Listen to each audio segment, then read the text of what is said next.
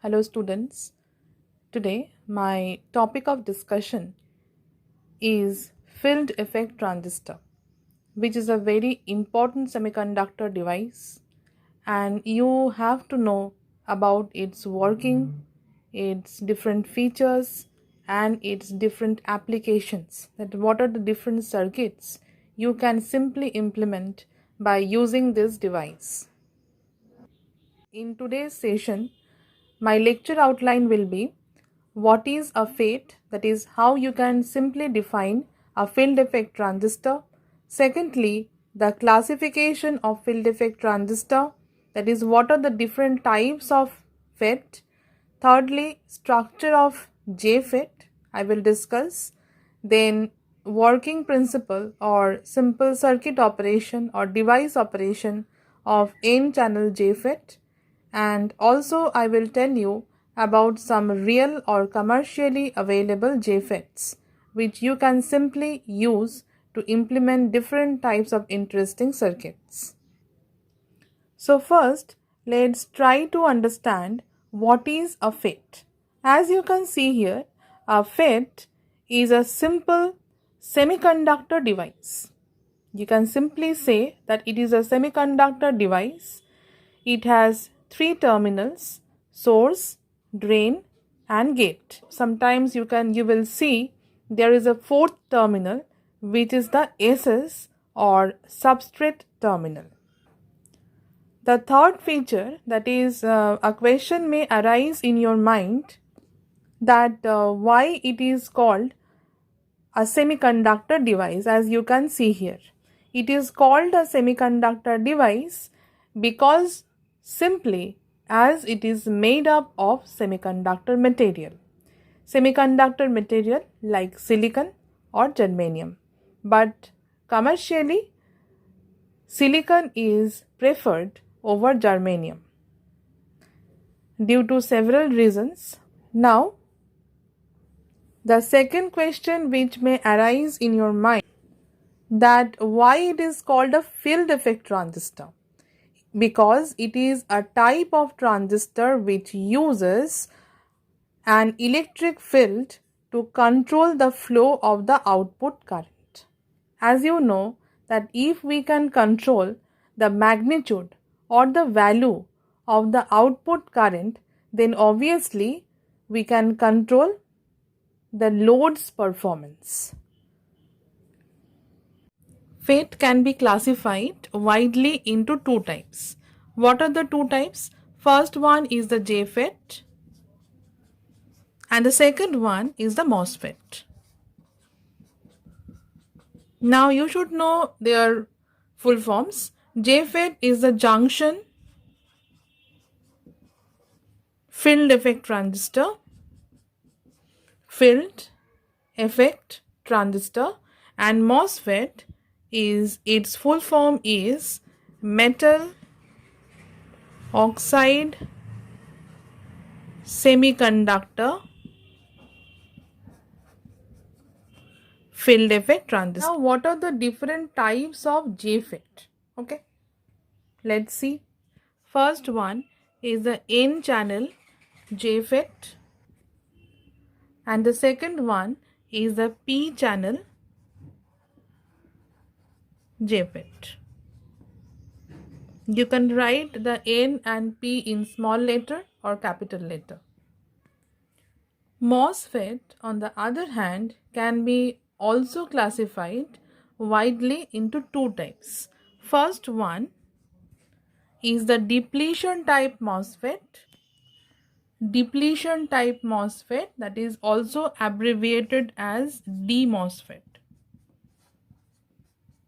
And the second one is the enhancement type MOSFET.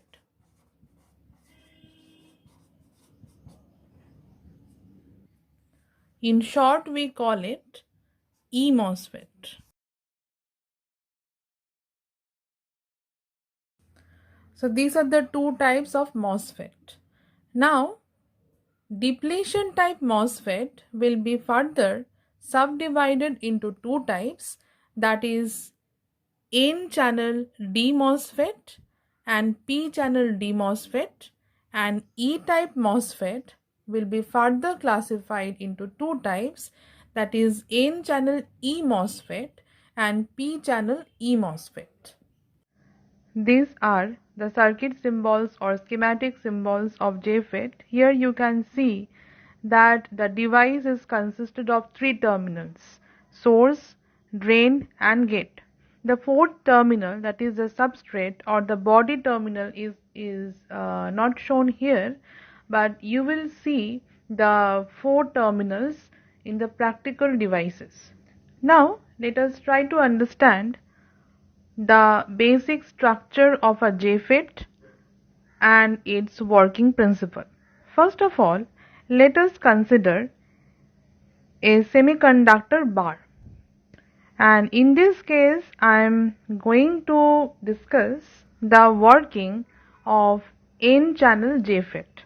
So in this case, the P-type bar, this is the P-type bar you can see here. It is actually the N-type semiconductor. I hope you remember how you obtained the N-type semiconductor. That is, you obtained the N-type semiconductor after doping the intrinsic type of semiconductor.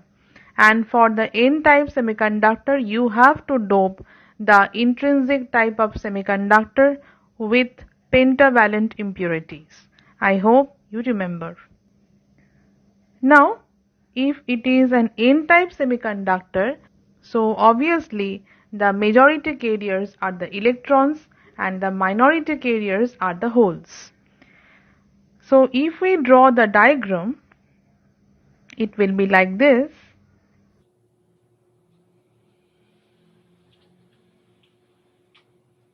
So as you can see here, a huge number of electrons are present. Here I have only shown 3 of the electrons, but obviously the huge number of electrons are present because they are the majority carriers, and I have shown here one hole. It doesn't mean that it has only one hole. That is, the number of the holes is also quite large, but obviously smaller than the number of the electrons because holes are the minority carriers. Now you can see we have not applied any voltage yet. As you can see here, as no voltage has been applied externally, so obviously the electrons will move randomly, and this random movement is basically happening due to the thermal agitation, that is the increase in temperature. Obviously the ambient temperature is much higher than absolute zero temperature, and at this temperature, when the temperature is greater than 0 Kelvin, obviously there will be a random movement of the electrons. Now, under this condition, if we apply a voltage, let us see how the electrons will travel.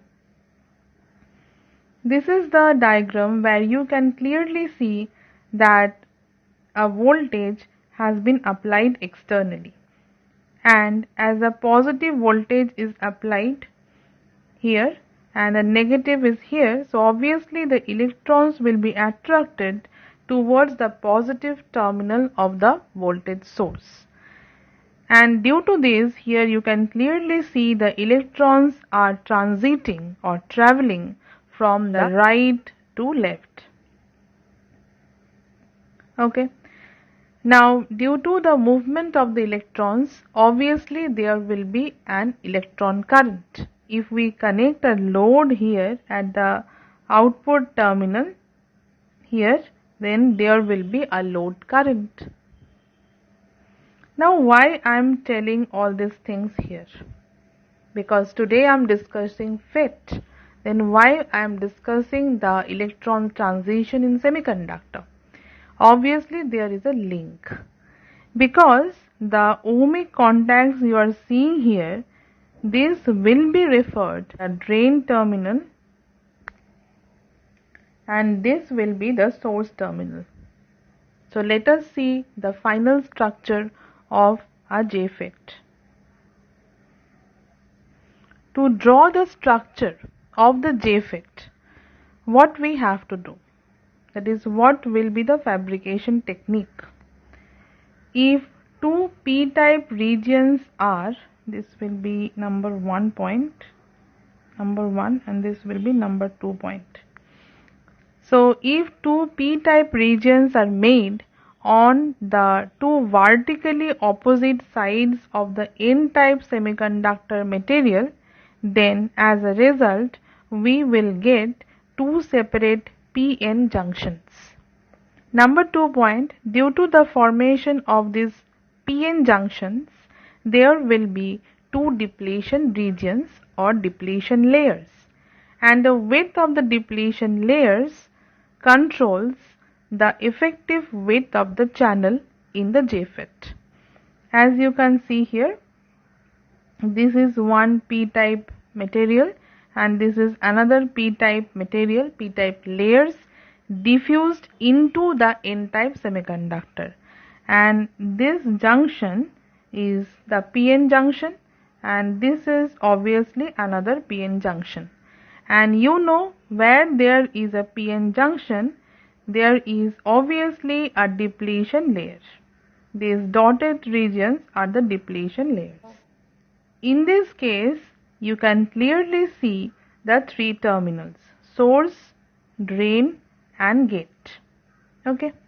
So in the previous picture, I have shown you, in this picture here you can see the current flow is uncontrollable. That is, there is no way out by which we can control the output current, because there is no controlling terminal. Either we have to switch off this voltage source, okay, or we have to open this connection to make the output current 0. Otherwise, we can also change the value of this voltage, then also we can change the output current. But if we want to control the output current, we need another terminal, and that third terminal is the gate terminal. As you can see here, this third terminal is the gate terminal, which is actually controlling the carrier flow through this channel region. What is channel? It is the region between the source and the drain. So this region between the source and the drain, through which the electrons are moving. And you can see that the width of the depletion region determines the channel width. Now, if we keep on increasing the value of the gate to source voltage, that is VGS, then obviously at a certain value of this voltage, these two depletion regions will touch each other, and this condition is called the pinch off condition. Okay. In this diagram, you can clearly see another condition when a voltage VDS has been applied but the gate to source voltage is 0. At this stage, you can see the two depletion regions are touching each other. Okay, this condition is called the pinch off condition, and at this state there will be a constant current flow. So remember, this is the first condition we consider to describe the working of an n-channel JFET. Now, this is the output current voltage characteristics of n-channel JFET.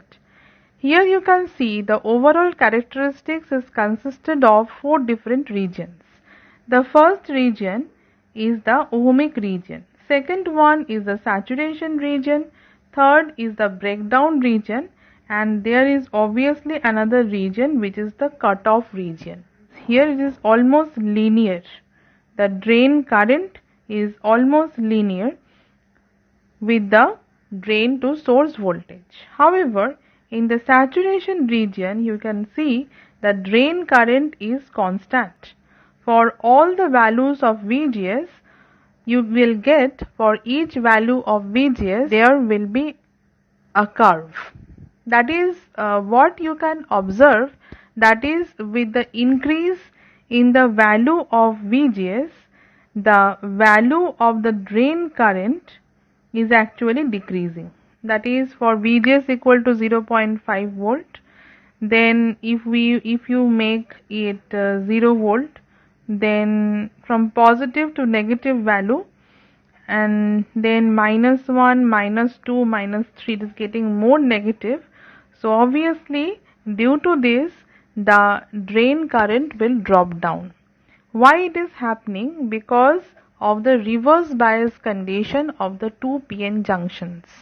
More will be the value of the gate to source voltage, that is, more the negative value of the gate to source voltage, more will be the reverse biasing of the two PN junctions. And as you know that if the reverse bias voltage increases, then the depletion layer width also increases. And finally, you can see at a certain value, that is VGS equal to VP, if you consider a voltage of value -4 volt, for example, then if VGS equal to -4 volt, if it is defined on the data sheet of the device that it is -4 volt, then obviously at this voltage the drain current will become 0, and obviously the JFET will turn off. The circuit diagram for determining the output drain characteristics with external bias voltage for an N-channel JFET. First of all, you have to notice this is the N-channel JFET. You can notice the arrowhead at the gate terminal, it is inward. So obviously it is indicating that it is an N-channel JFET. Then you have to make the drain terminal positive, that is this one. We have connected the positive terminal of VDD, a voltage source named as VDD, and the source terminal is to be grounded, and the gate to source voltage is negative, is made negative. As I told you, more will be the negative voltage's value, lesser will be the drain current. So what we are observing, that is JFET is obviously a voltage controlled device. Why? Because in this case, with the help of the input voltage, which one is the input voltage? Gate to source voltage, and drain to source voltage is the output voltage, because gate to source voltage is the voltage at the input circuit of the device, and drain to source voltage is the voltage at the output circuit of the device. So with the change in the gate to source voltage, the output current can be changed. So for FET is called a voltage control device.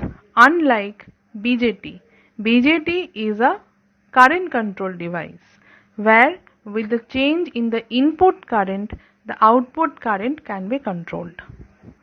From the output characteristic curve, that is, if you consider these output characteristics, then from this output characteristic curve, you can draw the transfer characteristics. Okay. Now you can see the output characteristics is the plot of the drain current and the drain to source voltage, and the transfer characteristics is the plot of the drain current as a function of the input voltage, that is the gate to source voltage. So if you plot the values from the output characteristics of the JFET, obviously you will get the transfer characteristics.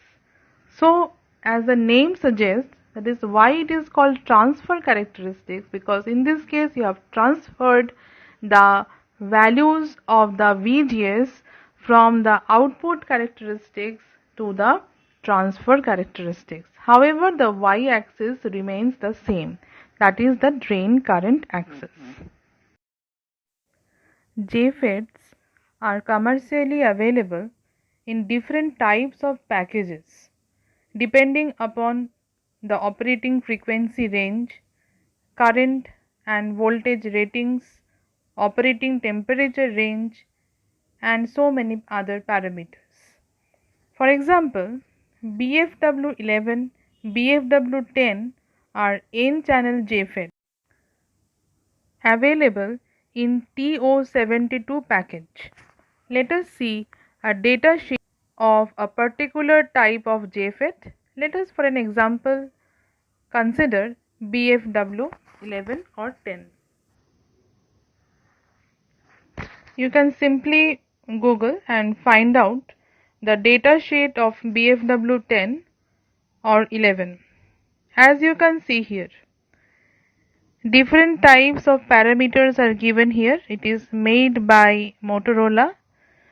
The model number is given. You can see a package. It has 4 terminals, as I told you that the terminal 1 is source, 2 is the drain, 3 is the gate, and 4 is the casing or the body. It is N-channel depletion type JFET. Keep in mind, or you can simply say it is a JFET. Now let us see different types of parameters. Maximum ratings are given, as you can see here. That is the drain to source voltage. That is, it is a maximum value of the voltage which the device can withstand. Then drain to gate voltage, reverse gate to source voltage, forward gate current, total total device dissipation, that is the power dissipation, is given in milliwatt. Then the debit rate 25 degrees centigrade, that is milliwatt per degree centigrade. Operating and storage junction temperature range, you can see the operating junction temperature range is minus 65 to 150 degrees centigrade. You can see below the different other electrical characteristics are also given. You should know all these things before you use a BFW 10 or 11. Go through it carefully. You can see the circuit, that is the internal circuit. So different representative curves are given here. Noise figure as a function of drain to source voltage. Noise figure as a function of the drain current. So depending on different applications, you have to study all these things. I will suggest you to go through such data sheets because this will give you a knowledge about different types of JFET packages.